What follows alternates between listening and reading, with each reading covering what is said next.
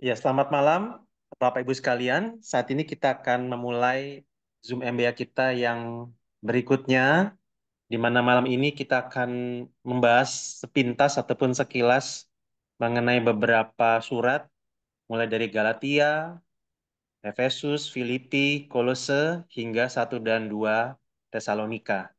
Nah, sebelum kita masuk di dalam pembahasan kita pada malam hari ini, saya mengajak kita untuk berdoa terlebih dahulu. Mari kita berdoa. Bapa dalam sorga, terima kasih kalau pada malam ini di tengah berbagai aktivitas kami, Engkau menolong kami untuk bisa mengkhususkan waktu dan juga untuk bisa bertemu secara virtual di dalam pembahasan MBA pada malam hari ini.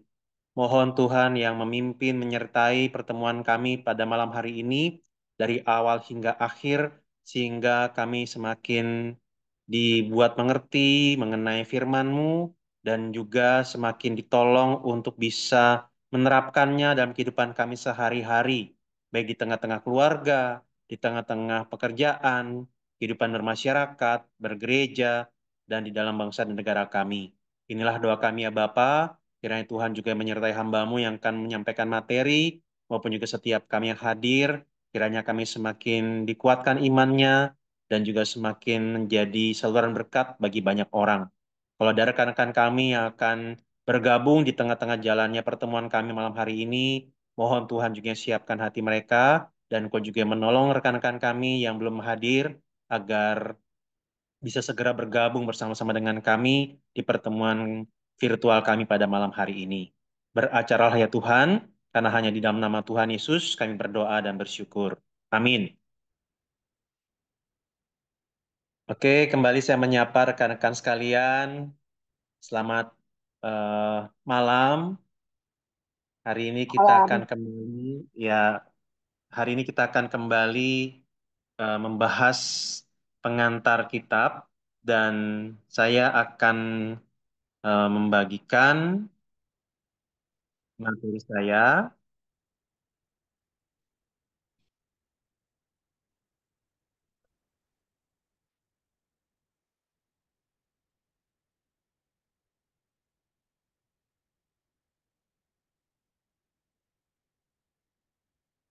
Oke,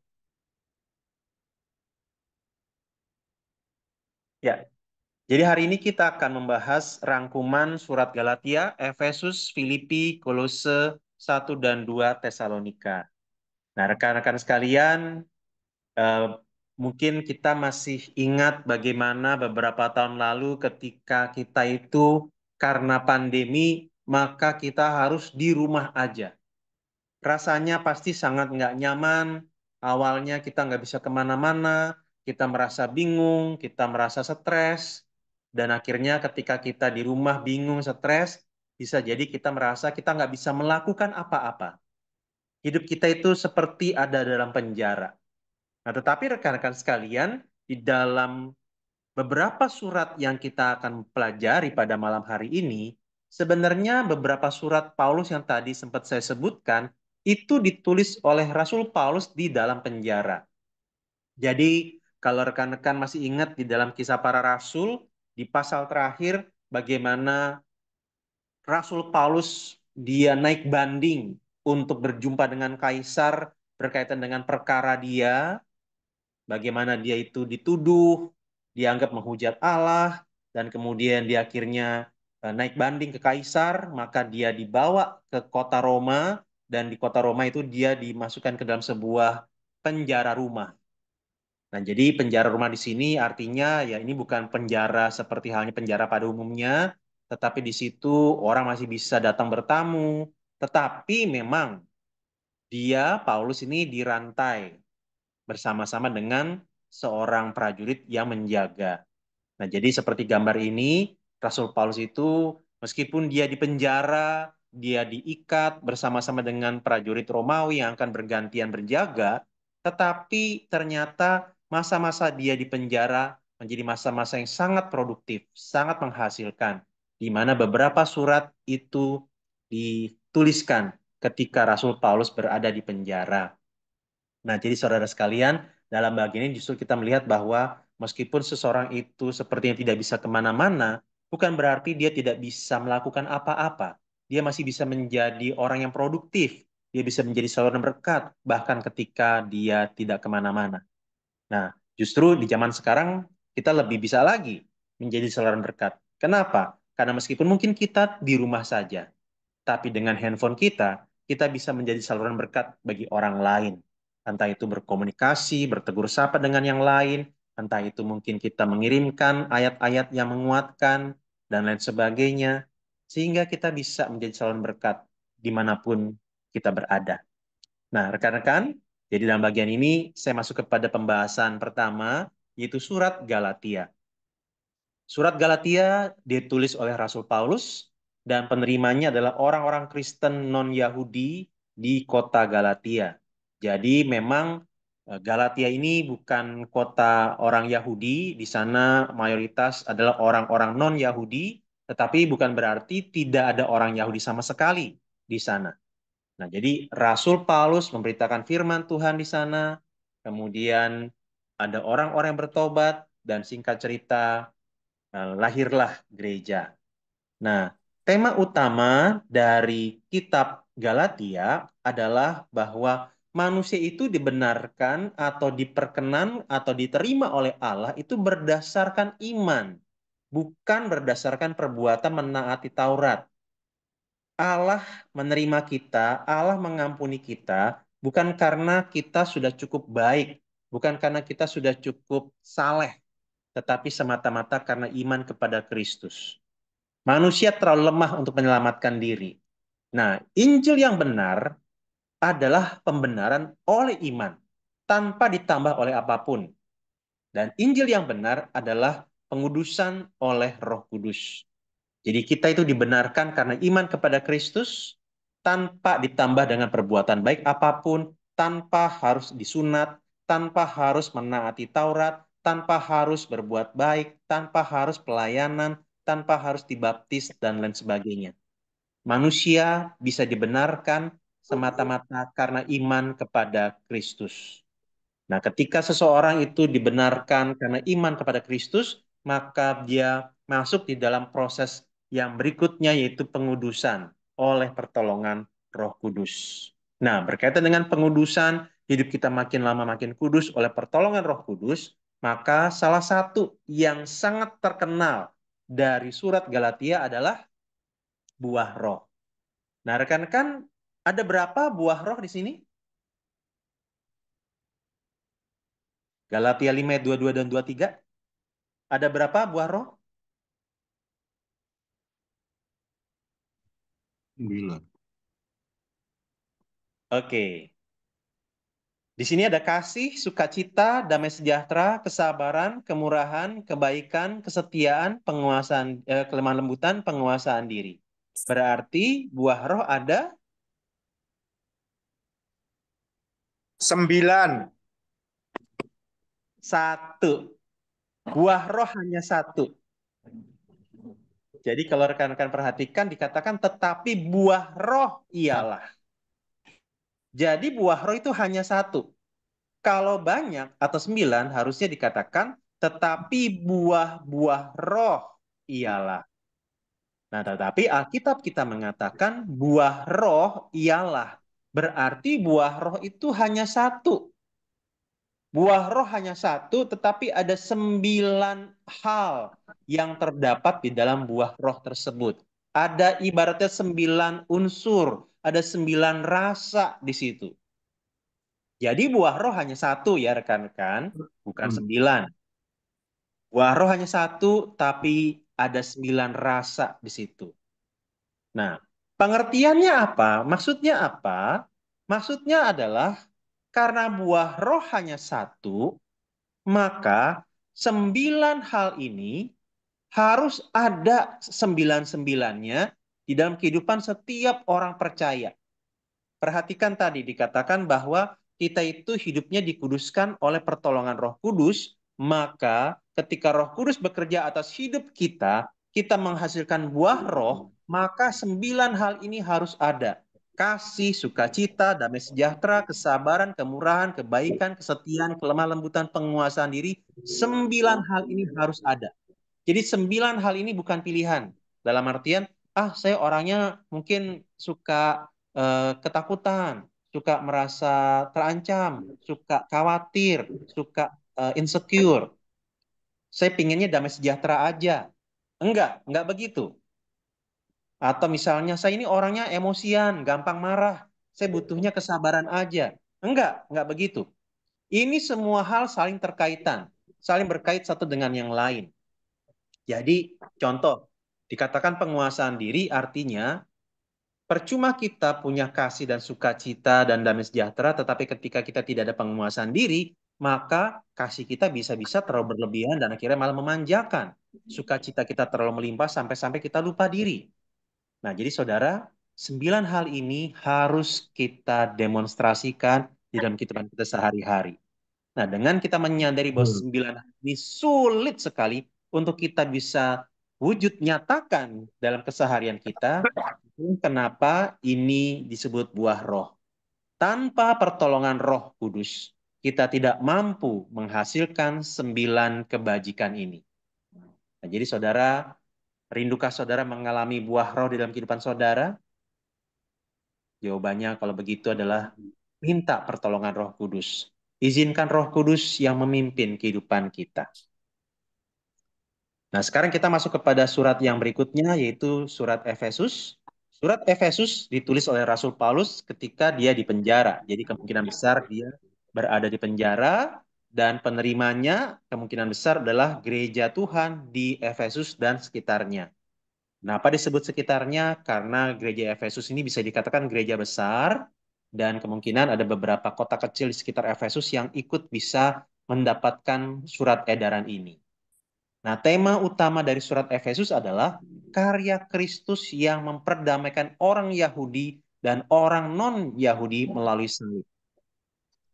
Jadi kita bisa berdamai satu dengan yang lain tanpa harus kemudian ada diskriminasi suku ataupun ras, itu karena Kristus. Jadi supaya kita bisa berdamai satu dengan yang lain, Kristus harus mati di kayu salib. Nah, bukan hanya itu, tema utama surat Efesus salah satunya lagi adalah kemahakuasaan Kristus terhadap kuasa-kuasa yang ada demi gereja, sehingga gereja bisa bersatu, gereja bisa menjadi semacam istilahnya itu etalase ya, etalase kemuliaan Tuhan. Kalau kita di toko-toko kan ada etalase ya, di situ ketika ada etalase artinya di situ akan dipamerkan, akan ditampilkan, akan ditunjukkan apa yang menjadi isi toko, apa yang dijual oleh toko tersebut. Nah, gereja adalah etalase kemuliaan Allah, jadi artinya melalui gereja Allah seharusnya bisa dimuliakan. Dan bukan hanya itu, salah satu tema penting Efesus adalah perilaku pengikut Kristus yang mencerminkan kesatuan roh dan juga ada bicara tentang peperangan rohani. Nah, rekan-rekan sekalian, masih menyambung dengan apa yang disampaikan dalam surat Galatia tadi, ada poin penting juga yang saya ingin bagikan, bicara tentang iman keselamatan kita. Nah, di dalam Efesus 2:8-10 dikatakan, sebab karena kasih karunia kamu diselamatkan oleh iman, itu bukan hasil usahamu, tetapi pemberian Allah. Nah, jadi saudara, kita bisa lihat di sini, kita itu diselamatkan bukan karena hasil usaha ataupun perbuatan baik kita, dia punya burger kalau sana ya. tetapi karena iman kepada Kristus. Nah, cuma kalau berhenti sampai situ, kita akan bilang, oh, berarti kalau gitu enak dong ya. Kita jadi orang Kristen setelah selesai percaya kepada Kristus, beriman kepada Yesus sebagai Tuhan dan Juru Selamat. Kalau gitu, ya udah kita bikin dosa aja. Kan sudah selamat. Toh perbuatan baik kita tidak menyelamatkan. Nah, saudara jangan berhenti sampai situ. Kenapa? Karena di ayat 10 dikatakan, karena kita ini buatan Allah, diciptakan dalam Kristus Yesus untuk melakukan pekerjaan baik yang dipersiapkan Allah sebelumnya. Ia mau supaya kita hidup di dalamnya. Perhatikan di sini tetap bicara tentang adanya pekerjaan atau perbuatan baik, tetapi di sini dikatakan kita itu diciptakan untuk melakukan pekerjaan baik. Jadi, saudara sekalian, melalui bagian ini, yang pertama, kita diingatkan, kita diberitahukan bahwa kita itu diselamatkan atau diterima oleh Allah atau masuk ke surga itu bukan karena perbuatan baik, melainkan karena iman kepada Yesus Kristus. Nah, tetapi bukan berarti kemudian kita nggak perlu berbuat baik. Kita diselamatkan itu untuk melakukan perbuatan baik. Perbuatan baik itu seperti apa? Intinya perbuatan yang memuliakan Tuhan Yesus. Jadi kita tidak diselamatkan dengan perbuatan baik kita, tetapi ketika kita diselamatkan, itu agar kita bisa menghasilkan perbuatan baik, perbuatan-perbuatan yang memuliakan Yesus. Jadi kasih dan kebaikan kita, kesabaran dan kesucian kita, kejujuran, integritas kita, kiranya itu juga bisa menjadi sarana agar Tuhan dimuliakan melalui hidup kita, baik di tengah-tengah keluarga, di tengah-tengah pekerjaan, dan masyarakat. Nah, yang ketiga kita bahas tentang surat Filipi. Nah, surat Filipi ini juga ditulis oleh Rasul Paulus di penjara. Penerimanya gereja Filipi. Umumnya orang non-Yahudi, meskipun ada juga segelintir orang-orang Yahudi ataupun penganut agama Yahudi atau pengajar agama Yahudi yang datang ke gereja tersebut. Nah, temanya apa? Tema utamanya adalah kemitraan gereja dengan Paulus dalam pekabaran Injil. Jadi gereja Filipi meskipun kecil, meskipun secara ekonomi mereka miskin, tapi mereka ini pingin terlibat dalam pekabaran Injil bersama dengan Paulus. Sehingga mereka itu mengirimkan bantuan, dukungan, dana untuk bisa mendukung Paulus dalam pelayanan penginjilan. Jadi meskipun gereja Filipi tidak secara langsung memberitakan Injil, tetapi mereka ingin terlibat dalam pekabaran Injil melalui dukungan mereka terhadap Rasul Paulus. Yang berikutnya adalah salah satu tema utama Filipi adalah kesatuan. Kesatuan melalui kerendahan hati. Kita hanya bisa bersatu kalau ada kerendahan hati. Kalau semua kita nggak mau rendah hati, menyombongkan diri, mengutamakan diri sendiri, ingin mencari puji-pujian yang sia-sia, kita ingin paling menonjol, pasti nggak akan bisa nyatu. Di keluarga, kalau pasangan, nggak ada yang rendah hati, nggak ada yang mau mengalah, nggak ada yang mau bijaksana untuk minta hikmat Tuhan, hanya ingin menyombongkan diri, mengutamakan diri, pasti rumah tangga akan cepat bubar. Orang tua ke anak juga demikian, di dalam pekerjaan juga demikian, termasuk dalam pelayanan juga demikian. Nah, kemudian salah satu tema lain adalah mengenal Yesus melalui menjadi serupa dengan Kristus dalam kematiannya. Kita diajak untuk belajar berkorban bagi sesama sebagai orang-orang yang telah mengalami pengorbanan Kristus yang menyelamatkan. Nah, teman-teman sekalian, rekan-rekan sekalian, berkaitan dengan tema ini, salah satunya adalah tentang kesatuan, maka sebenarnya kita bisa melihat Filipi 1 ayat 27 dan 28 dikatakan hanya hendaklah hidupmu berpadanan dengan Injil Kristus supaya apabila aku datang aku melihat dan apabila aku tidak datang aku mendengar bahwa kamu teguh berdiri dalam satu roh dan sehati sejiwa berjuang untuk iman yang timbul dari berita Injil. Dengan tiada digentarkan sedikit pun oleh lawanmu, bagi mereka semuanya itu adalah tanda kebinasaan, tetapi bagi kamu tanda keselamatan dan itu datangnya dari Allah. Jadi kita lihat di sini ada kesatuan roh, sehati sejiwa, berjuang untuk iman yang timbul dari berita Injil. Jadi kalau orang-orang di Filipi, dalam artian di sini gereja Filipi, orang-orang Kristen di Filipi, mereka sehati sejiwa, mereka bersatu, mereka nggak terus-menerus berantem, konflik, mereka ini bisa menjadi sebuah kesaksian yang kuat tentang Kristus. Nah, mungkin teman-teman pernah tahu ini ya, kata-kata dari Mahatma Gandhi, seorang pemimpin dari India. Dia ketika memperhatikan orang-orang Kristen di India pada zaman dia tahun-tahun 1940-an, dia bilang begini, if Christian would really live according to the teaching of Christ as found in the Bible, all of India would be Christian today. Kalau saya terjemahkan ke bahasa Indonesia, jika orang-orang Kristen benar-benar hidup berdasarkan pengajaran Kristus yang ada dalam Alkitab, seluruh India akan jadi Kristen hari ini. Jadi maksudnya adalah kesaksian hidup dari orang-orang Kristen yang taat kepada firman Tuhan, yang berpadanan dengan Injil Kristus, itu bisa menjadi sebuah kesaksian yang membawa orang untuk mengenal Yesus. Nah, tetapi ya pada akhirnya kita bisa melihat dalam kenyataannya India bukan negara Kristen.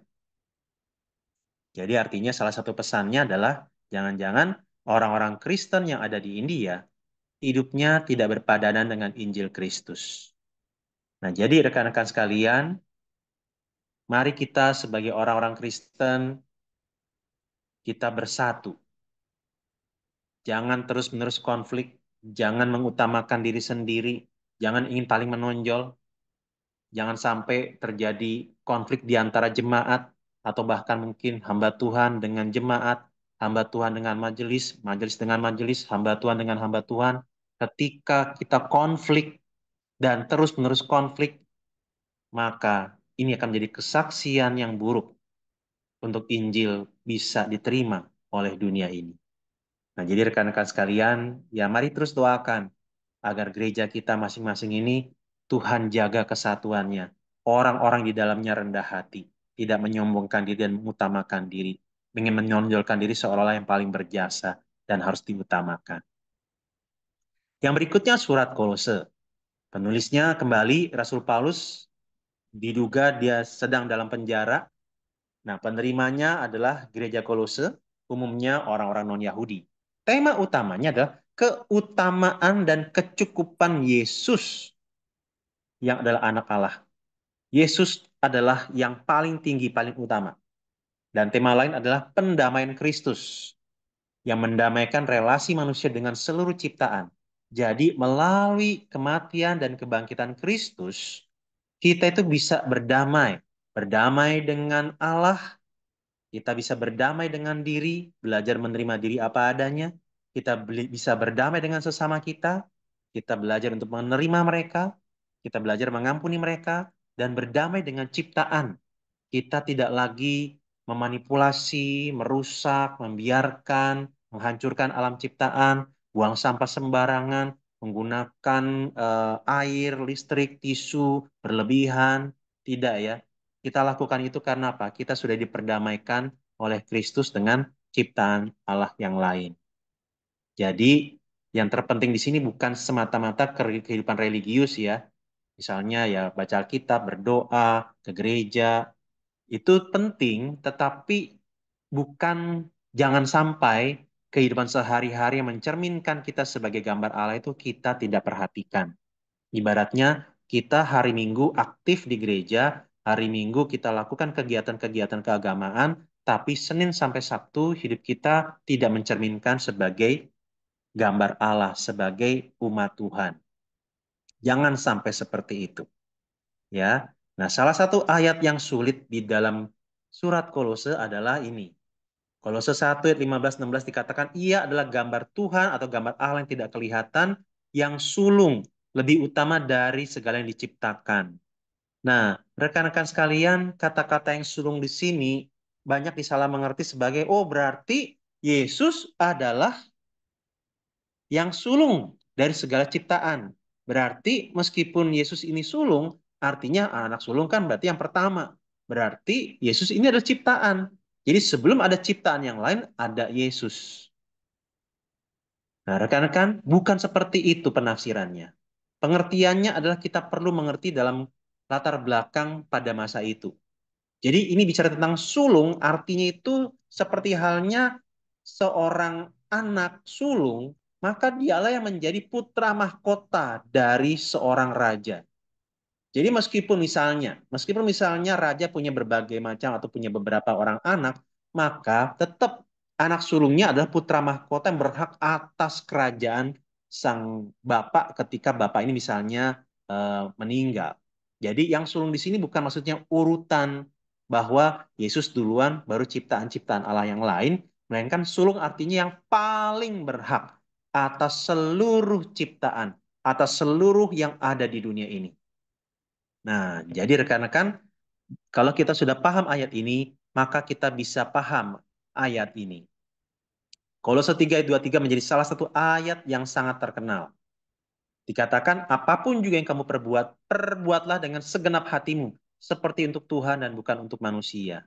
Jadi, ini satu hal yang kita akan terapkan kalau kita sadar bahwa Yesus adalah Tuhan atas hidup kita, Dia yang paling berhak atas hidup kita, maka apapun yang kita perbuat, mau itu kita makan, kita minum, kita bekerja, kita pelayanan, kita di rumah, kita di keluarga, lakukan itu dengan sepenuh hati, bukan dengan setengah hati, bukan dengan terpaksa, seperti untuk Tuhan, bukan untuk dipuji-puji manusia. Apalagi sebenarnya ayat ini, kalau nanti teman-teman baca kembali, ini ditujukan kepada para budak. Jadi, budak-budak itu diminta untuk bekerja dengan segenap hati, bukan karena majikan manusiawi mereka, bukan supaya nanti dipuji-puji, atau karena pas lagi ada majikannya baru kelihatan rajin, tidak. Tetapi lakukan itu untuk Tuhan. Allah yang maha tahu dan maha hadir. Nah, jadi rekan-rekan, kiranya ayat ini juga menolong kita lakukan apapun itu yang menjadi tugas dan peran kita dengan sepenuh hati untuk Tuhan. Bukan semata-mata karena ada manusia menilai, manusia melihat, manusia mengevaluasi, ataupun manusia yang akan memberikan pendisiplinan dan penghukuman. Nah, makanya rekan-rekan saya kutip bagian ini. Jadi ada seorang hamba Tuhan ataupun sebenarnya ya, tenaga medis dari Inggris Raya bernama Hudson Taylor. Nah, tapi dia diberikan keterbebanan untuk memberitakan Injil sebagai misionaris ke daratan China. Nah, ada salah satu kalimat kutipan yang sangat dalam. Dia katakan, Christ is either Lord of all or he is not Lord at all. Artinya, Kristus itu antara Tuhan atas seluruhnya atau bukan Tuhan sama sekali. Jadi maksudnya, kalau kita bilang Kristus itu Tuhan, maka dia harus menjadi Tuhan atas seluruh aspek hidup kita. Nah, kalau enggak, misalnya ada sebagian hal yang kita bilang ini bukan buat Yesus, ini buat saya, berarti dia bukan Tuhan sama sekali. Yang namanya Tuhan berarti dia menguasai seluruhnya. Nah, jadi rekan-rekan sekalian, jangan menyebut Yesus sebagai Tuhan jika tidak menjadikan dia sebagai yang berkuasa atas seluruh hidup kita. Atas diri kita, ambisi kita, keinginan kita, atas keluarga kita, anak-anak kita, pasangan kita, atas pekerjaan kita, atas masa depan kita, rancangan hidup kita, waktu kita, uang kita, dan lain-lain. Waktu kita bilang Yesus adalah Tuhan, artinya jadikanlah dia sebagai yang paling berkuasa dalam hidup kita. Serahkan kendali hidup kita kepada Tuhan. Pergunakan waktu dan uang kita, bakat kita untuk Tuhan. Yang terakhir adalah surat Tesalonika. Ada dua bagian, surat 1 Tesalonika dan surat 2 Tesalonika. Nah, penulisnya Paulus, penerima gereja Tesalonika. Nah, ini menarik bahwa gereja Tesalonika ini hanya sebentar saja. Nggak lama, nggak nyampe sebulan dilayani oleh Rasul Paulus, tapi kemudian gereja ini berdiri dan pertumbuhan iman mereka cukup baik, bahkan dikatakan cukup sangat baik. Nah, tema utamanya adalah ternyata ketika gereja Tesalonika berdiri, mereka tidak kemudian hidupnya cukup tenang, cukup santai, tetapi mereka mengalami penderitaan sebagai seorang Kristen. Makanya salah satu tema utamanya adalah penderitaan sebagai bagian kehidupan Kristiani. Bahwa orang-orang Kristen di Tesalonika diminta untuk terbuka dan siap ketika menderita sebagai seorang Kristen. Tema lainnya adalah tentang kekudusan berkaitan dengan perkara seksual. Bagaimana kita manusia juga adalah makhluk seksual, maka sebagai seorang Kristen minta pertolongan Tuhan agar kita memiliki kehidupan yang kudus secara seksual, khususnya di dalam berumah tangga. Kemudian, salah satu tema lain adalah orang-orang Kristen di Tesalonika itu diminta untuk bekerja, jangan malas-malesan. Kenapa? Kalau tidak bekerja, bermalas-malasan, itu artinya dia atau kita bisa jadi beban bagi orang lain, entah bagi keluarga atau bahkan bagi jemaat.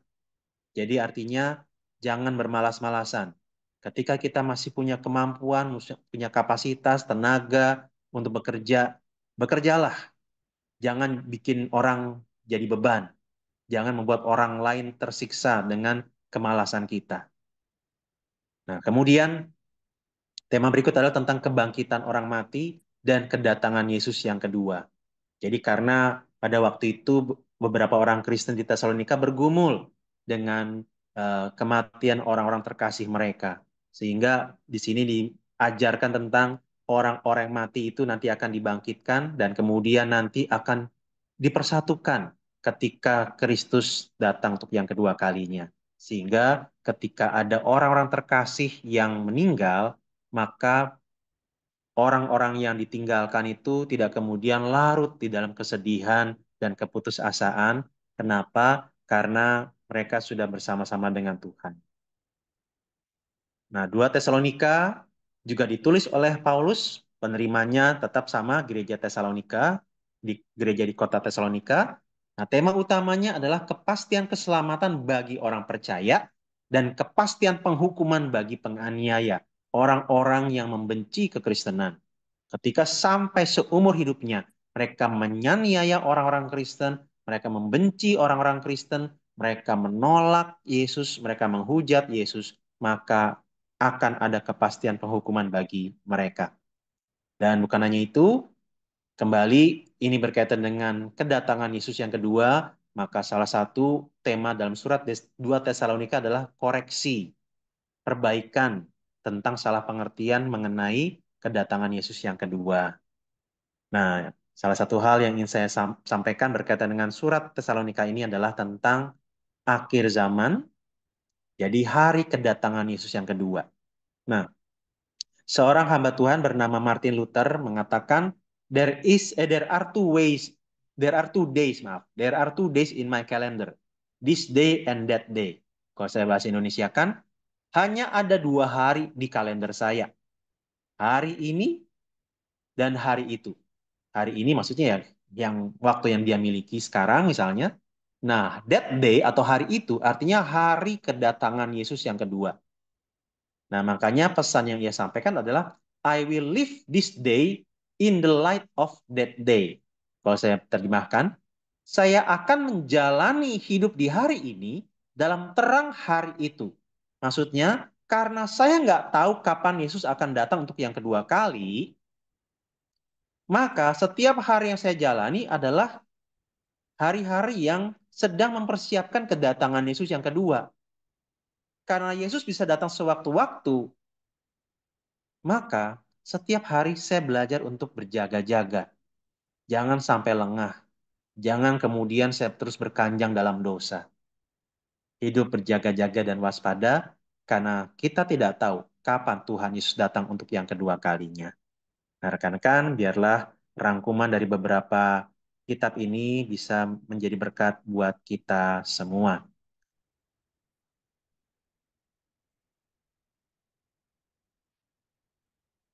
Sekian materi saya.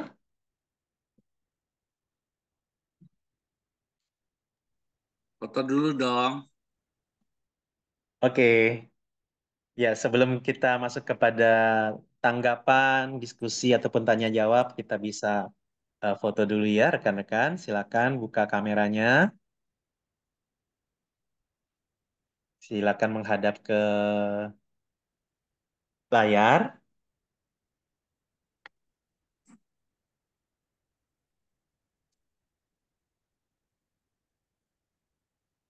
Oke, Siapa yang apakah sudah masih belum selesai? buka ya? Kayaknya masih ada yang belum buka deh.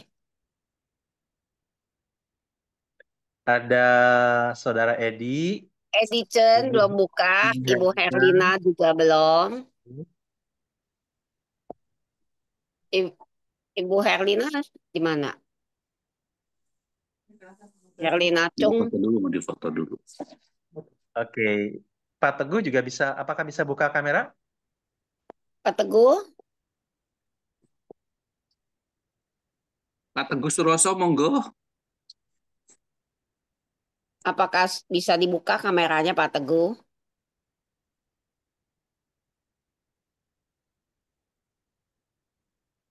Oke, Saking aku teguhnya dia.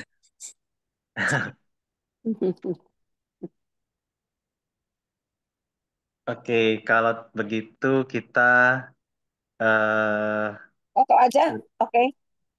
oke. Di sini saya ada dua layar. Satu, dua, tiga. Bentar ya. Tahan. Satu, dua, tiga. Oke. Layar kedua. Satu, dua, tiga. Oke. Terima kasih rekan-rekan. Ups.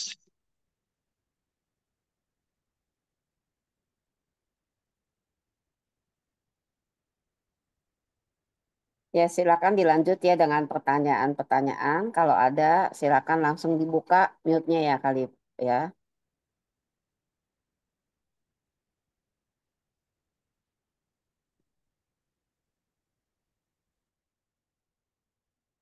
Ayo teman-teman, jangan malu-malu, jangan sungkan-sungkan.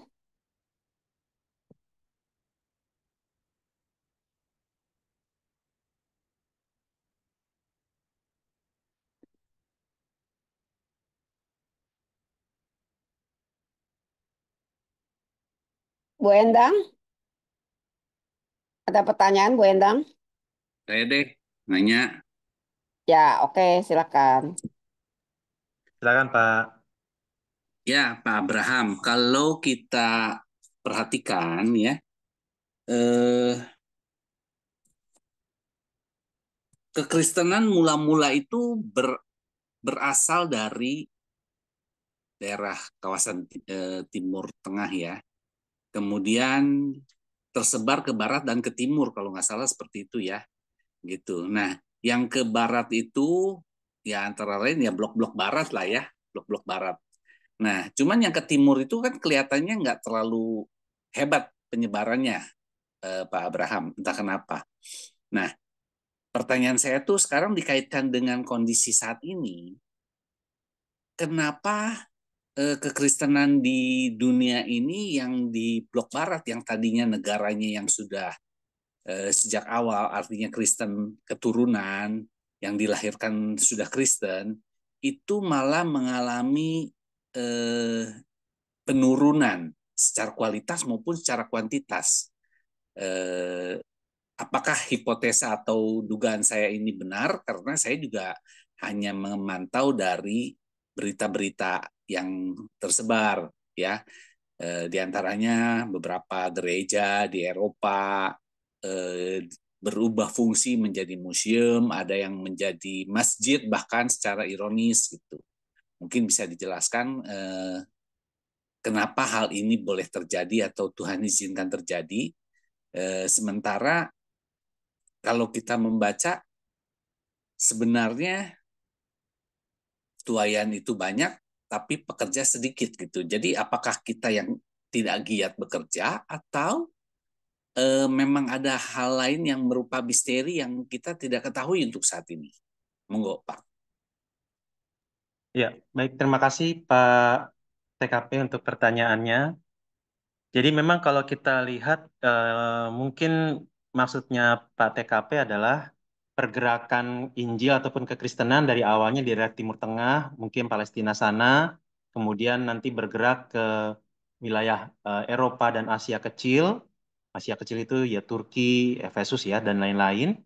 Nah, itu kan memang bergerak awal-awal di sana dan nanti akan lanjut ke wilayah yang lain, misalnya ke Asia ataupun juga ke Australia, ke Afrika. Nah, jadi mungkin yang dimaksud oleh Pak TKP adalah kok bisa sekarang kondisinya terbalik. Daerah-daerah yang awalnya justru menjadi tempat untuk Injil diberitakan, malah sekarang menjadi yang lebih apa ya, lebih maju kekristenannya. Nah, tempat yang awalnya menjadi sarana untuk menyiarkan kekristenan malah mengalami kemerosotan. Jadi memang seperti yang tadi Pak TKP katakan, banyak kejadian tentang gereja-gereja yang beralih fungsi itu terjadi di Eropa. ya, bagaimana ada gereja-gereja yang berubah menjadi bar, menjadi museum, menjadi tempat ibadah agama lain. Nah, memang pertanyaannya kok bisa seperti itu? Ya, memang dalam hal ini yang kita bisa lihat bahwa itu semua terjadi di dalam kedaulatan Allah. Dan kalau kita perhatikan tentang apa yang terjadi di dalam dunia ini, kalau bisa dikatakan istilahnya dimensi kronosnya, dalam dimensi ruang dan waktu ini, maka Allah mengizinkan berbagai hal terjadi di situ. Misalnya apa? Kehendak bebas manusia. Bagaimana ya Allah mengizinkan untuk orang bisa bebas memilih. Sehingga akhirnya apa? Ketika misalnya contoh, dulu awal-awal sekali bagaimana kekristenan itu bisa menyebar luas, dan kemudian di barat ataupun di daerah Eropa semakin merosot, itu salah satu penyebabnya adalah ketika orang-orang Kristen di sana termasuk para teolognya, hamba-hamba Tuhannya, itu sudah mulai kehilangan tentang keyakinan mereka terhadap Kristus dan terhadap firman Tuhan. Mereka kemudian kalau mungkin yang kita atau mungkin rekan-rekan ada yang mengetahui, ada orang-orang Kristen yang dikatakan Kristen-Kristen liberal. Jadi mereka tidak benar-benar menghayati bahwa Yesus adalah satu-satunya Tuhan dan Juru Selamat, keselamatan hanya di dalam Kristus, Alkitab adalah firman Allah. Nah, jadi ada beberapa hal ataupun inti iman kekristenan yang mulai mereka tinggalkan. Sehingga akhirnya mereka kehilangan semacam apa ya, inti dari eh, visi dan juga panggilan mereka. Nah, makanya memang ketika berbagai hal yang ada di dalam Alkitab mereka tafsirkan kembali, mereka ragukan, bahkan mereka katakan apa yang ada dalam Alkitab ada hal-hal yang tidak tepat, yang salah, dan lain sebagainya. Akhirnya mereka juga kehilangan keyakinan sebagai seorang Kristen. Sehingga akhirnya yang diajarkan hanya hal-hal bersifat moral. Kita harus baik, kita harus sabar, kita harus rendah hati, kita harus jujur. Nah, hal seperti itu adalah kebenaran-kebenaran umum yang ibaratnya bukan hanya kekristenan yang mengajarkannya. Nah, sehingga kita bisa bayangkan akhirnya apa? Kekristenan jadi merosot di daerah-daerah Eropa karena seiring dengan kemajuan modernisasi. Modernisasinya memang nggak langsung salah, tetapi ketika cara berpikir modern yang mengkritisi Alkitab, yang membawa ibaratnya menjadikan Alkitab sebagai bahan penelitian, maka akhirnya orang-orang ini justru kehilangan keyakinan mereka terhadap kekristenan. Dan itu pasti akan mempengaruhi jemaat yang mereka layani, yang mereka ajar. Nah, di sisi yang lain juga ketika itu terjadi, maka jemaat pun atau orang-orang di sana akhirnya tidak berakar kuat di dalam kebenaran firman Tuhan. Sehingga akhirnya apa? Banyak juga orang-orang yang ateis yang lebih ramai itu di daerah Eropa. Meskipun sekarang mulai bergeser bukan hanya di Eropa. Di berbagai negara sudah banyak orang yang lebih berani mengatakan mereka ateis dan lain-lain. Nah, jadi secara sederhananya memang nggak mudah, tapi yang kita bisa lihat adalah salah satunya ketika orang-orang yang harusnya punya keyakinan yang kokoh terhadap firman Tuhan, terhadap Kristus, mereka justru malah kehilangan itu. Jadi itu Pak yang kita bisa lihat salah satunya. Nah, pertanyaan berikutnya, apakah Ya. memang benar bahwa eh, kenyamanan itu membuat umat Kristen itu menjadi kehilangan militansinya? Karena seperti kita tahu bahwa sejak lahirnya kekristenan ini,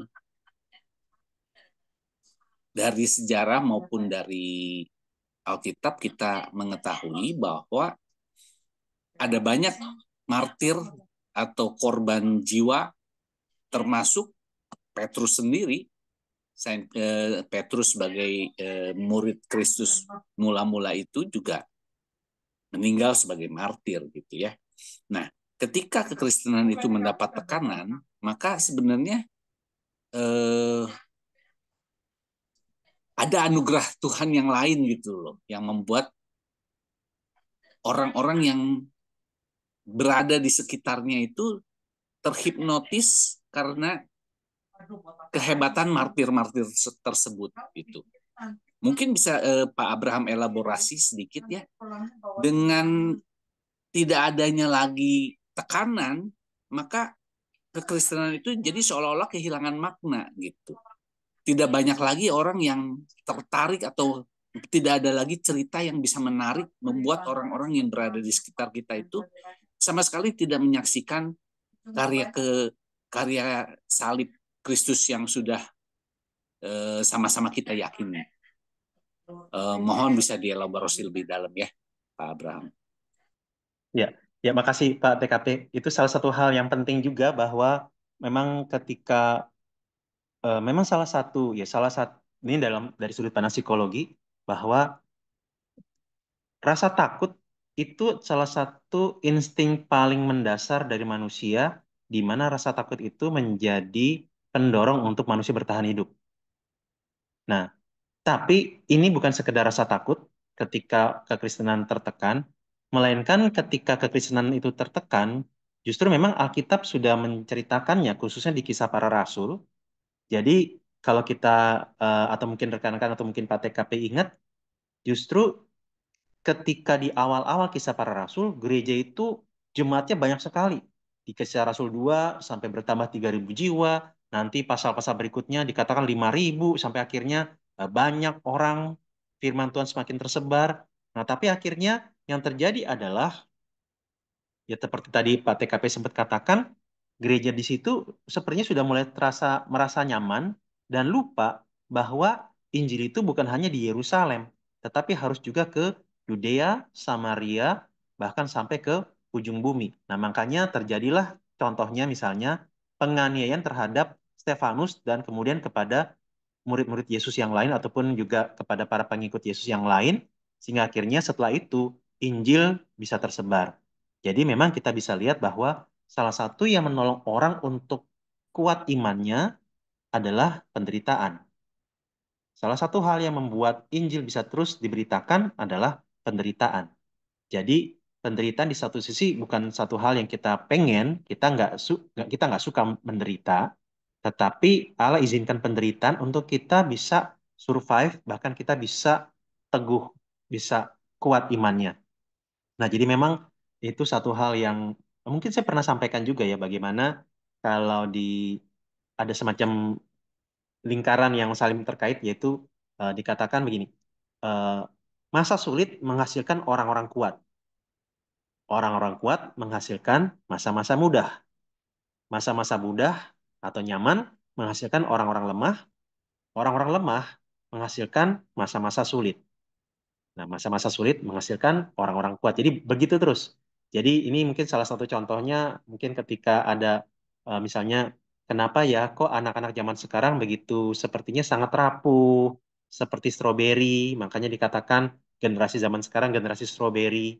Maka salah satu analisanya adalah ya karena mungkin pengaruh dari didikan orang tua, perlakuan orang tua yang sangat memanjakan anak-anak sehingga anak-anak nggak ada kesempatan untuk berjuang, bertahan hidup, menghadapi tantangan. Ibaratnya orang tua menghilangkan semua tantangan sampai-sampai anak tidak ada kesempatan untuk dilatih dan dikuatkan otot-otot karakternya ataupun bahkan kerohaniannya. Nah, jadi memang dalam hal ini bisa dikatakan seperti yang tadi Pak TKP katakan, kenyamanan membuat kekristenan di Eropa merosot. Dan bukan hanya itu sebenarnya, eh, ketika Konstantin Agung membolehkan kekristenan bisa tersebar luas, maka habis itu di dalam kekaisaran Romawi berikutnya bahkan kekristenan dijadikan sebagai agama negara. Nah, ketika dijadikan sebagai agama negara, maka pada waktu itu akhirnya apa? Banyak orang Kristen yang istilahnya Kristen KTP, hanya KTP-nya aja Kristen, tapi inti imannya mereka nggak ada, mereka nggak punya. Sehingga disitulah ketika orang-orang Kristen sangat difasilitasi karena kekristenan menjadi agama negara, akhirnya inti imannya nggak dipahami, nggak dihayati, ya udah terjadi kemerosotan. Sampai akhirnya khususnya di tanah Arab sana, ya lahirlah eh, gerakan dan agama baru yaitu ya Islam.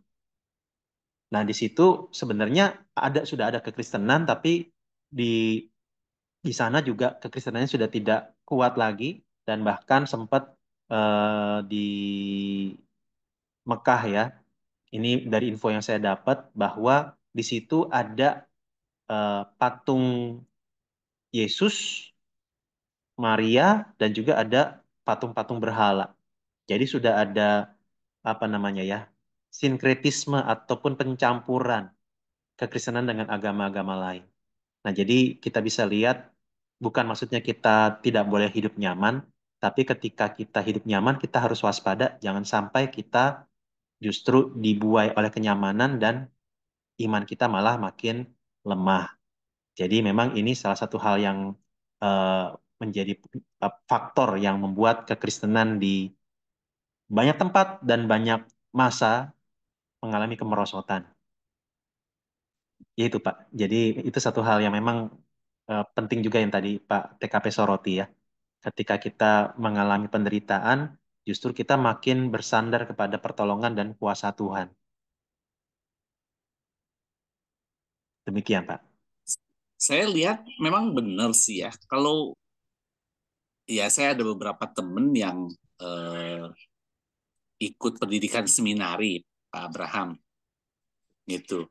Nah, di Katolik itu salah satu modul pelatihannya itu adalah menempa fisik ya atau ya diberi tekanan ya oleh Hmm. para pengajarnya itu. Apakah itu salah satu cara untuk membentuk militansi ya? Saya ini berulang kali menanyakan ini nih karena ini saya juga risau sih sebenarnya dengan kondisi sekarang ya, Pak Abraham, di mana anak-anak sekarang itu merasa tidak membutuhkan lagi gereja gitu. Anak-anak sekarang itu lebih mengutamakan pekerjaan gitu. Anak-anak sekarang itu lebih lebih memilih kegiatan lain pada hari Minggu ketimbang beribadah di rumah Tuhan gitu. Makasih, Pak. Ya, terima kasih Pak untuk tanggapannya. Jadi memang kita bisa lihat di sini ada berbagai macam faktor ya yang mempengaruhi kita, termasuk juga tadi ya sempat saya singgung tentang modernisasi dan sekularisasi. Jadi memang ketika eh, zaman sudah makin bergeser, maka nanti, bukan nanti ya, akhirnya terjadi pemisahan antara yang sakral dengan yang sekular, yang rohani dengan yang eh, tidak rohani. Nah, sehingga akhirnya ketika sudah terjadi pemisahan seperti itu, akhirnya lama-lama istilahnya itu Allah kayak sedang dikucilkan, sedang dipinggirkan, sehingga manusia hanya memperhatikan hal-hal yang bersifat jasmani saja. Jadi sebenarnya ini adalah semangat zaman pemikiran-pemikiran yang intinya mengajak orang untuk nggak usah memikirkan tentang hal-hal rohani, intinya memikirkan tentang bagaimana kita bisa mengalami kesejahteraan, kebahagiaan, kesuksesan, kesenangan di dalam kehidupan di dunia ini. Nah, sehingga memang eh, makin kelihatan bagaimana orang-orang itu ateis, salah satunya bukan hanya karena memikirkan Allah itu nggak ada, tetapi karena memang nggak pengen ada Allah dan merasa nggak guna, nggak berguna punya Allah. Karena yang saya kejar adalah hal-hal yang bersifat jasmani dan duniawi. Jadi memang ini satu tantangan juga dan ya kalau dibilang berkaitan dengan surat Efesus, Efesus 2 pada dikatakan bahwa kamu dahulu telah mati oleh karena dosa-dosa dan pelanggaranmu, kamu hidup di dalamnya ketika kamu mengikuti jalan dunia ini, menaati penguasa kerajaan angkasa. Nah, jadi kita lihat di dalam Efesus 2 ayat 1 dan 2 tadi, sebenarnya ini salah satu jebakan iblis bahwa nilai-nilai keduniawian itulah yang mempengaruhi orang untuk tidak tertarik dengan kerohanian, tidak tertarik dengan Allah, nggak merasa perlu Allah, saya ingin mendapatkan kebahagiaan di dunia ini saja, tidak perlu dan nggak usah berpikir tentang kematian, sesudah kematian saya nggak mau memikirkan apa yang akan terjadi berikutnya. Nah, di balik nilai-nilai keduniawian ini ada penguasa kerajaan angkasa yaitu iblis. Iblis yang membuat orang punya nilai-nilai duniawi dan ingin hidup untuk keduniawian. Jadi memang kalau bisa dikatakan apa yang terjadi di dunia ini, kenapa eh, termasuk anak-anak muda itu meninggalkan gereja, tidak tertarik untuk beribadah kepada Tuhan. Ya memang ini ada berbagai aspek yang perlu dilihat, entah misalnya pengajaran firman Tuhan yang disampaikan tidak relate dengan pergumulan mereka, atau mungkin interaksi di dalam gereja itu yang tidak membuat mereka nyaman, Atau memang dalam artian ya kita perlu lihat bahwa orang berdosa itu ada dalam cengkraman iblis. Nah, bicara tentang anak-anak muda yang tidak bergereja, ini bukan hanya bicara tentang gimana caranya menarik perhatian mereka untuk datang, tetapi ini bicara tentang melepaskan mereka dari kuasa si jahat. Ini bicara tentang peperangan rohani. Nah, jadi memang di sini yang kita perlu lihat juga adalah bahwa baik generasi sekarang ataupun generasi zaman dulu, intinya adalah ini semua peperangan rohani. Nah, cara iblis untuk menyerang kita berbagai macam, entah melalui modernisasi, melalui kuasa gelap, melalui eh, godaan kenikmatan dan lain sebagainya, rasa nyaman, maka ya kita perlu lihat semua ini dalam sudut pandang rohani, tidak ada pemisahan antara yang sakral dengan yang sekular, semua hal ini rohani, sehingga baik dalam keluarga, dalam pekerjaan, dalam bermasyarakat, dalam bergereja, kita harus melihat ini sebagai sebuah peperangan rohani di mana iblis itu berusaha menarik kita jauh dari Tuhan. Jadi memang di satu sisi kita perlu mengetahui apa yang menjadi kondisi dan kebutuhan dan karakteristik generasi ini, tetapi di sisi yang lain kita tetap perlu menyediakan lutut kita untuk berdoa bagi generasi ini, supaya mereka bisa mengenal Tuhan, mereka bisa lepas dari cengkraman iblis, mereka bisa keluar dari godaan dosa yang terus-menerus mereka akan hadapi. Jadi itu ya Pak, maksudnya ada pengaruh modernisasi, sekularisasi. Nah, di balik itu sebenarnya ada iblis yang sedang bekerja untuk menarik orang tidak tertarik terhadap Allah. Gitu Pak. Iya. Tapi kalau kita ngelihat dari yang Efesus itu yang tadi digambarkan oleh Pak Abraham ya, di Efesus itu kan Efesus sebuah kota modern ya. Ya. Cuman kan kekristenan cukup berkembang di situ. Apa yang dilakukan Paulus gitu? Apakah memang itu pertolongan Tuhan semata gitu pada saat pertama kali kekristenan itu diperkenalkan sampai begitu hebat dampaknya gitu sampai sampai ya banyak orang yang dimenangkan oleh karya dari seorang Paulus ya gitu. Boleh Iya, tahu nggak kira-kira apa yang bisa jadi intisari yang diajarkan oleh Paulus itu? eh memang kita perlu, memang ini ya, memang saya tadi tidak, atau mungkin beberapa pertemuan sebelumnya saya tidak terlalu membahas kaitannya dengan kisah para rasul, tetapi memang beberapa surat yang tadi kita pelajari itu ada kaitannya dengan kisah para rasul. Misalnya Galatia, Efesus, Filipi, Tesalonika. Ya, tadi tentang Efesus itu ada juga kisahnya di dalam kisah para rasul. Jadi memang di dalam kisah para rasul diceritakan bagaimana Paulus memberitakan Injil di sana dan dicatat bahwa pelayanan Paulus di Efesus adalah pelayanan yang paling lama. Dia sekitar 2,5 sampai 3 tahun melayani full di Efesus. Beda dengan ketika Paulus merintis gereja Filipi, merintis gereja Korintus, merintis gereja di eh, Korintus ya, Korintus, Filipi, Tesalonika, itu hanya sebentar. Korintus itu hanya 1,5 tahun. Nah, Filipi, Tesalonika itu bahkan nggak nyampe 1 bulan. Nah, jadi bisa dikatakan di satu sisi yang lain, gereja Efesus itu bisa sangat besar, salah satunya karena memang Paulus punya waktu yang sangat lama dan banyak di sana, dan di sisi yang lain memang Efesus itu kota besar juga, tapi menariknya, salah satu ciri khas dari kota Efesus adalah kuasa gelap. Jadi ini menarik, ini unik. Kota ini modern, kota ini kota besar, tapi di dalam kisah para rasul dicatat bagaimana ketika Injil diberitakan itu, ada mungkin kalau rekan-rekan atau Pak TKP pernah baca ada kisah tentang anak-anak Skewa. Nah, di kisah itu ada anak-anak Skewa. Jadi ada orang-orang Iya, ini ada. anak-anak ini tuh anak-anak muda ini mereka ini ketika ngelihat Paulus tuh memberitakan firman, memberitakan Injil, ngusir setan, mereka niru. Jadi kalau Paulus mengusir setan kan dibilang dalam nama Tuhan Yesus. Nah, akhirnya anak-anak Skewa ini ngikutin. Jadi ketika ada orang kerasukan setan, anak-anak Skewa ini ngikutin. Dalam nama Yesus yang diberitakan oleh Paulus, keluar kamu. Nah, roh jahatnya bilang, Yesus aku kenal. Paulus, aku tahu. Kamu siapa? Akhirnya langsung terjanglah anak-anak Skewa ini, bahkan sampai telanjang ya, karena diamuk oleh si orang yang kerasukan setan ini.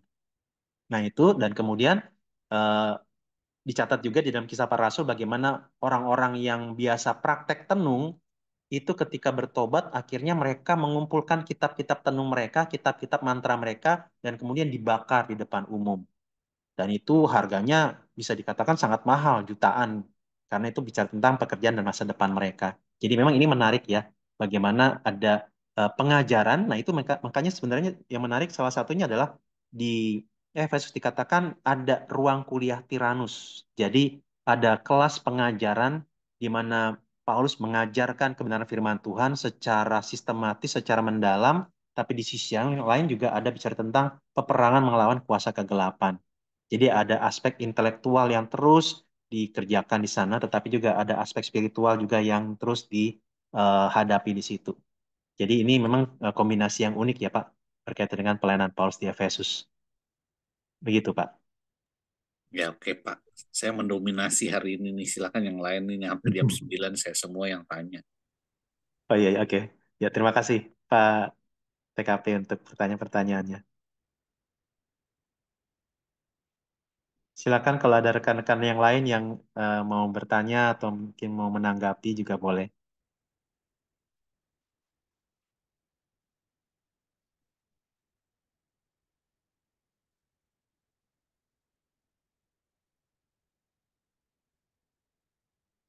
Kita masih ada waktu sekitar 13 menit lagi ya, rekan-rekan. Menuju ke jam 9 maksudnya.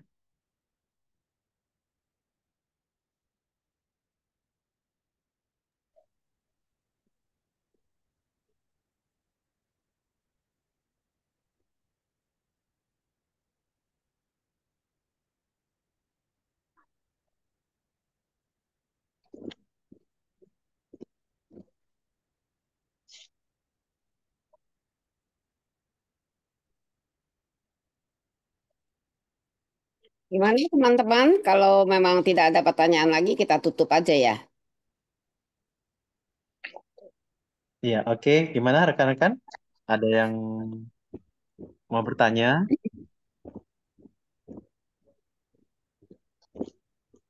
Pak Eh, Teguh, Pak, Tadi siapa ada yang tadi mau tuh? mau nanya, Rianto, Yanto Oh ya, biasanya ada silakan. tuh kan. itu apa? Mungkin mau nanggapin aja ya. Itu apa Eropa Iya. kan kenapa orang-orang Kristen mundur? Apakah karena eh, banyak imigran-imigran dari luar benua Afrika, jadi mungkin dia orang-orang aslinya yang Kristen kedatangan orang-orang dari imigran yang bukan non-Kristen atau yang dari agama lain gitu. Iya. Terus yang kedua, pertanyaannya, eh, orang Kristen itu kan apa ya, pilihan ya, maksudnya dipilih dipilih sama Tuhan bahwa kamu adalah gandum gitu, apa maksudnya, maksudnya dari orang-orang pilihan, bukan orang, nggak sembarangan, maksudnya dalam arti menjadi Kristen itu kan pilihan dari Tuhan, bukan dari keinginan kita sendiri gitu. Ya mungkin tanggapan Pak Abraham gimana? Makasih. Iya, makasih Ko Herianto untuk tanggapan dan pertanyaannya. Jadi ya memang seperti saya katakan tadi bahwa ada berbagai faktor yang membuat kekristenan itu merosot di daerah Eropa. Meskipun bukan berarti tidak ada kekristenan sama sekali, meskipun bukan berarti tidak ada orang-orang Kristen yang tetap kuat dan kokoh imannya dan rindu untuk terus memberitakan firman Tuhan. Masih ada, tetapi secara umum terjadi kemerosotan dan ya memang salah satunya adalah eh, ya imigran-imigran ini bisa dikatakan kenapa mereka bisa dengan lebih mudah masuk.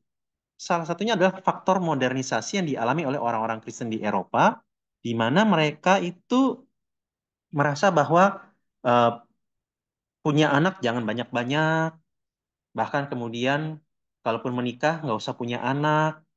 Dan bahkan ada yang merasa nggak usah menikah. Kenapa? Karena mereka berpikir secara praktis ekonomis dalam artian nggak mau susah, nggak mau berjuang, ingin nyaman, sehingga daripada menikah akan kemudian mengalami kesulitan hidup, susah eh, dalam rumah tangga dan lain-lain, apalagi ketika punya anak, susah ngurus anak, akan keluar biaya lagi, maka cara berpikir praktis mereka adalah ya udah nggak usah menikah, kalaupun menikah nggak usah punya anak, kalaupun punya anak mungkin hanya satu. Jadi maksudnya punya anak satu atau dua itu bukan karena memang dalam izin Tuhan, tetapi karena mereka sendiri yang membatasi. Nah, jadi ketika populasi mereka secara jumlah semakin berkurang, maka penduduk itu pasti kan lama-lama bisa kosong ya. Dalam artian banyak tempat yang kosong, banyak negara yang akhirnya eh, ibaratnya kehilangan penduduknya. Nah, sehingga imigran-imigran ini bisa dengan lebih mudah diterima. Sehingga negara itu nggak jadi negara yang kosong dan bisa-bisa nanti punah. Nah, kemudian yang kedua, nah ini yang cukup agak-agak apa ya, bisa dikatakan eh, kurang konsisten ya, dalam artian begini. Di banyak negara, baik Eropa ataupun juga di Australia dan Selandia Baru misalnya, ini yang menyedihkannya, identitas-identitas kekristenan itu seringkali justru dicurigai dan dijauhi. Jadi ibaratnya kalau kita mungkin di Indonesia istilahnya itu nggak boleh melakukan kristenisasi dan itu datang dari pihak agama lain. Nah, kalau di negara-negara tersebut juga sama. Banyak terjadi isu bahwa nggak boleh yang namanya kristenisasi. Identitas-identitas keagamaan, khususnya kekristenan itu nggak boleh ditampilkan secara publik. Mengajar agama Kristen di area umum nggak boleh. Jadi ibaratnya pakai kalung salib pun harus disembunyiin. Jadi benar-benar identitas kekristenan itu sangat-sangat dibatasi. Kalau dilanggar bisa kena pelanggaran hukum. Nah, jadi itu yang pertama. Nah, tapi untuk agama yang lain, khususnya yang cukup mayoritas di Indonesia, di negara-negara tadi, ketika ada identitas keagamaan yang mereka tampilkan, mereka nggak ngelihat itu sebagai identitas agama yang harus diberikan sanksi hukum. Mereka menganggapnya itu sebagai budaya, bukan agama. Jadi ada ketidakkonsistenan di situ. Entah memang benci terhadap kekristenan, atau memang karena takut terhadap sikap-sikap yang seringkali identik dengan agama tersebut. Nah, jadi kita lihat di sini ada berbagai faktor ya, sehingga agama lain tersebut bisa cukup berkembang, diizinkan, sedangkan kekristenan justru jangan terlalu dibolehkan untuk masuk dalam ruang publik, di ruang umum. Nah, itu yang pertama. Yang kedua, tentang pilihan. Ya, memang seorang itu bisa mengenal Tuhan, seorang itu bisa mengalami keselamatan itu karena pilihan, pilihan Allah. Allah memilih untuk manusia bisa mengalami keselamatan. Sehingga kalau manusia bisa diselamatkan, manusia bisa menerima Yesus sebagai Tuhan dan Juru Selamat, maka di dimensi yang lain, ibarat tadi sempat saya sebutkan ya, dalam dimensi kronos, ruang dan waktu, dalam kehidupan kita sekarang, misalnya saya memutuskan untuk menerima Yesus sebagai Tuhan dan Juru Selamat di tahun 1994 ketika saya kelas 1 SMA. Nah, ini pengalaman pribadi saya. Saya menerima Yesus sebagai Tuhan dan Juru Selamat di tahun 1994 ketika saya kelas 1 SMA. Nah, tapi sebenarnya ketika saya melakukan itu, di dalam dimensi yang lain, istilahnya dimensi kairos ya, atau dimensi kekekalan itu, ya maaf ini kalau mungkin agak sedikit membingungkan, sebenarnya Allah sudah pilih saya. Allah sudah pilih saya untuk mengalami keselamatan bahkan sebelum saya dilahirkan, sebelum saya dijadikan. Jadi memang orang itu bisa percaya karena Allah memilih. Nah, hanya saja yang tahu siapa yang dipilih Tuhan hanyalah Tuhan. Sehingga bagian kita adalah ketika Injil diberitakan, mau nggak kita menerima Yesus sebagai Tuhan dan Juru Selamat? Yang kedua, kalau kita sudah terima Yesus sebagai Tuhan dan Juru Selamat, mau nggak kita memberitakan Injil kepada orang-orang lain? Karena kita nggak tahu siapa orang yang dipilih Tuhan, maka justru ini menolong kita untuk mewartakan Injil ke manapun, ke siapapun yang Tuhan pimpin kita. Nah, jadi memang itu bahwa ya kita ini orang-orang percaya adalah orang-orang pilihan Tuhan, tetapi kalau dikatakan orang pilihan Tuhan, itu bukan tujuannya supaya kita jadi orang yang sombong, tetapi justru menggambarkan kita diajak untuk menjadi orang yang rendah hati. Bukan menjadi orang yang eksklusif, tetapi menjadi orang yang penuh kasih. Agar melalui kita orang bisa kenal Tuhan. Jadi begitu ya, Ko Herianto. Oke, iya, oke, makasih Pak penjelasannya. Teman-teman. Ya.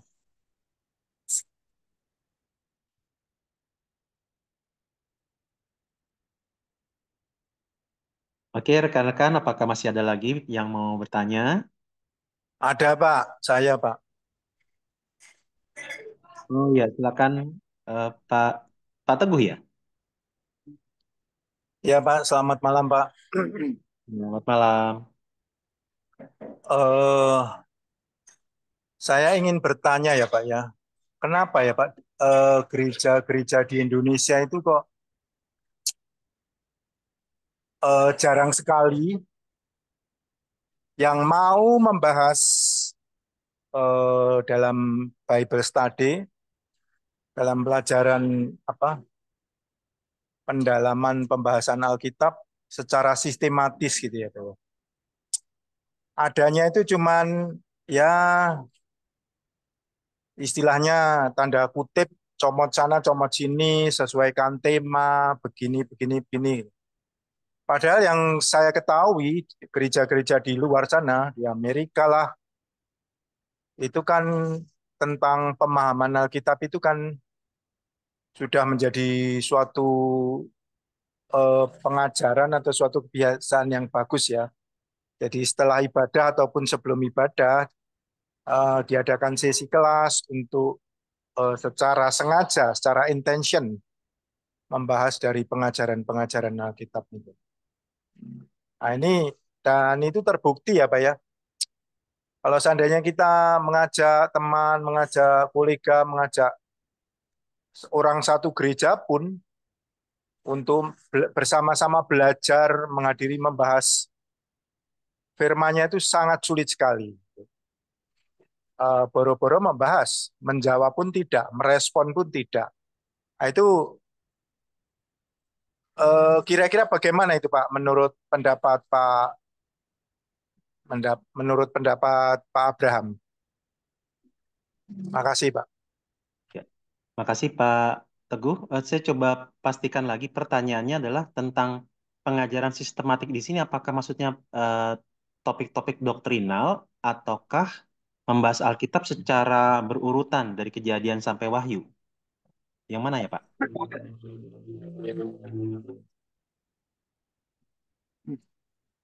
Iya Pak, jadi misalnya kita belajarnya itu membahas dari satu kitab full gitu loh Pak. Oh ya. Misalnya tentang Injil Yohanes, tentang eh, kalau kita mau belajar tentang peran Roh Kudus yang di era sekarang kan Roh Kudus. Pada zaman PL dulu kan langsung ya, Sang Bapa bicara langsung melalui perantara nabi-nabinya. Di PB mengirim putranya yang tunggal, Yesus Kristus, untuk menyampaikan kabar baik. Nah, di era sekarang kan peran Roh Kudus yang notabene sangat jarang dibahas di gereja-gereja tertentu. Jadi satu kitab misalnya tentang itu tadi Roh Kudus dan itu misalnya dari Lukas kemudian disambut di Kisah Para Rasul. Demikian Pak. Jadi secara urut-urutan full satu buku. Dengan membahas satu buku kan jadi kita mendapatkan big picture, gambaran yang lebih lengkap untuk mengerti. Dengan tujuan akhir kan sebetulnya kan untuk menguatkan iman percaya kita itu Pak. Itu yang dimaksud dengan sistematis Pak. Ya. Baik, terima kasih Pak Teguh. Jadi memang mungkin yang pertama bicara tentang era di sini sebenarnya Allah Tritunggal itu hadir di setiap era. Baik di Perjanjian Lama ada Allah Bapa, Allah Anak, Allah Roh Kudus hadir dalam penciptaan, dalam penyelamatan, di dalam perjanjian baru juga Allah Bapa, Allah Anak, Allah Roh Kudus. Dan di dalam zaman sekarang pun era dari Allah Tritunggal, Allah Bapa, Allah Anak, Allah Roh Kudus.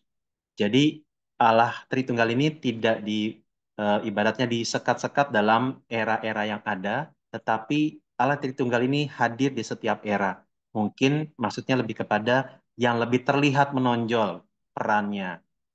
Nah, jadi eh, Allah bekerja di dalam seluruh Allah Tritunggal bekerja di dalam seluruh hal, mulai dari penciptaan bahkan nanti sampai kepada akhir zaman.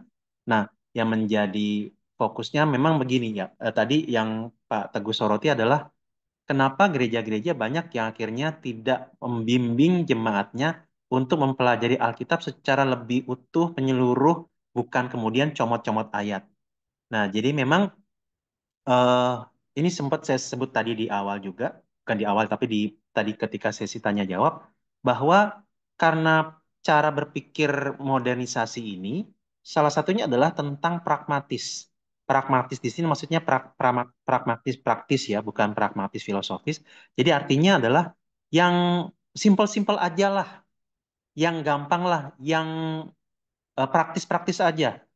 Nah, jadi artinya eh, orang tidak lagi diajak untuk cari tahu lebih dulu pelan-pelan, misalnya belajar satu kitab utuh, kitab Yohanes misalnya, atau kitab Markus, tapi ibaratnya apa? Saya lagi butuh tentang kesabaran. Ya udah, akhirnya comot-comot ayat tentang kesabaran. Tapi apakah ayat itu tentang kesabaran atau enggak? Bisa iya, bisa enggak. Atau kesabaran seperti apa yang dimaksud? Enggak tahu juga. Atau saya lagi mau tahu tentang mendidik anak. Ya udah tahu-tahu lihat ayat tertentu, oh mendidik dengan hajaran. Oh ya udah deh, boleh. Nah, jadi akhirnya kadang-kadang hal seperti ini yang menjadi salah satu dasarnya bahwa belajar Alkitab itu atau dengar khotbah itu atau susun tema-tema khotbah itu nggak usah yang ribet-ribet, coba cari yang praktis-praktis aja, yang simple-simple aja, yang relate dengan kebutuhan terkininya saja. Nah, jadi memang akhirnya karena pola pikir praktis pragmatis inilah yang membuat orang itu nggak mau diajak untuk belajar lebih mendalam. Jadi memang bisa dikatakan pengaruh zaman ini akhirnya masuk ke dalam gereja, ke dalam banyak gereja, sehingga banyak orang yang akhirnya nggak suka belajar misalnya. Bayangkan misalnya kalau kebaktian minggu di gereja temanya adalah eksposisi Markus 1 ayat 15 sampai 20. Temanya nggak ada, terus tema cantiknya juga nggak ada. Maka mungkin orang-orang akan bilang, mau bahas apa sih ini? Nah, jadi memang ini tantangan kita di zaman sekarang. Tapi sebenarnya kalau nanti kita belajar di dalam penggalian Alkitab, memang tentang Bible study atau study the Bible itu ada 3 bagian. Studying a book, mempelajari satu kitab, tadi seperti yang Pak Teguh sebut. Jadi kita bahas satu kitab tertentu secara berurut dari pasal 1 sampai pasal terakhir. Itu namanya studying a book, membahas satu kitab. Nah, tapi ada juga studying character. Kita membahas tentang karakter tokoh.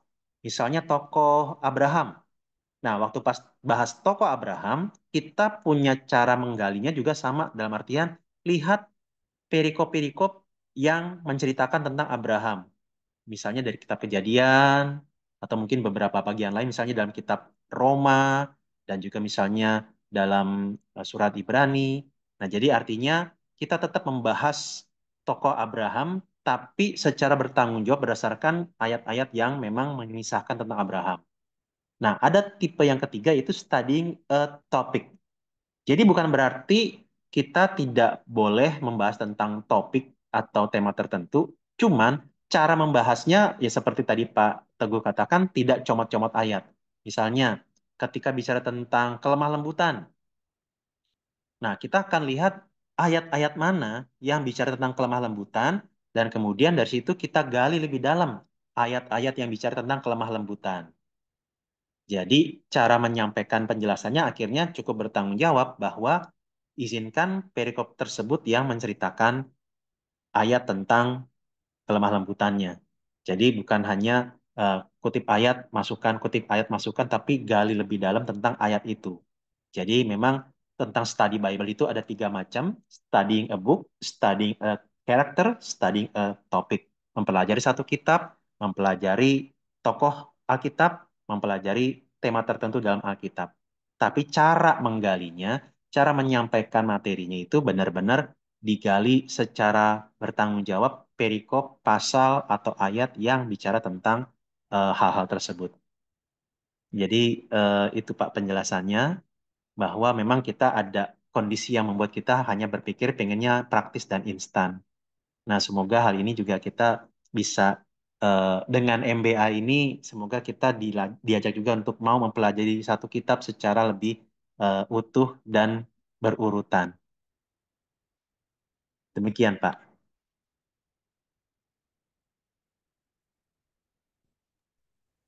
Jadi tantangannya karena tidak terbiasa itu ya Pak ya. Jadi memang sulit sekali untuk ya kita nggak jauh-jauh lah Pak. Di grup ini pun ini tentang yang sesi tentang penjelasan Bapak, membahas tentang kitab-kitab yang sudah kita baca aja, tidak semua anggota grup ini berminat.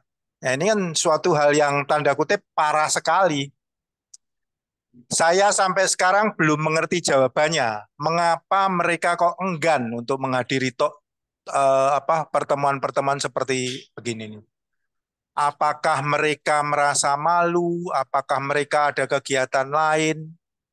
Atau ada alasan-alasan lain yang sampai sekarang saya tidak mengerti, Pak. Ya, akhirnya memang itu tergantung kepada masing-masing pribadi ya, Pak ya. Iya. Apakah mereka benar-benar serius mau mempelajari hal ini? Karena kan segala sesuatu akhirnya kan yang paling utama kan yang hal ini Pak ya. Kita lahir tidak membawa apa-apa. Pulang pun nanti tidak membawa apa-apa. Tapi alangkah bodohnya, alangkah sengsaranya, alangkah fatalnya apabila kita yang sudah dipanggil ini melupakan esensi yang paling utama ini. Ya, tentunya dengan karakter-karakter seperti ini terjadinya perpindahan iman dari sebelah ke kita ataupun sebaliknya, ya tentunya kan kita nggak perlu lagi mencari-cari Tuhan yang macam mana lagi yang harus kita cari. Ya kalau saya pribadi ya Tuhan yang saya ikuti sekarang inilah yang Tuhan benar. Lainnya, ya walau alam, lainnya ya menurut saya termasuk nabi-nabi palsu yang dibahas di Injil kita ini kan Pak, dari Paulus dan dari kitab akhir zaman itu. Makanya itu sungguh-sungguh menjadi keprihatinan. Namun akhirnya yang bisa saya lakukan ya hanya berdoa memohon pertolongannya saja, Pak. Karena memang ini gimana gitu. Terus terang di gereja saya sendiri juga begitu, Pak. Ya memang akhirnya setelah tinggal dalam zona nyaman itu segaranya jadi berantakan. Makanya kan ada istilah kan, Pak. Semakin dihambat, semakin merambat. Semakin dihambat, maka kekristenan itu akan semakin merambat. Dan ini sudah terbukti benar di negara tirai besi kan Pak ya. Iya betul Pak. Gitu. Dan mungkin kita sambung lagi nanti tentang negara tirai besi ini Pak. Terima kasih Pak Abraham untuk penjelasannya yang Ya, benar-benar sangat memberkati.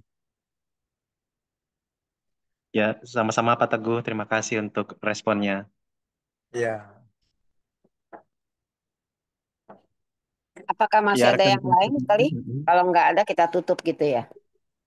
Iya sudah jam 9 lewat. Bagaimana teman-teman?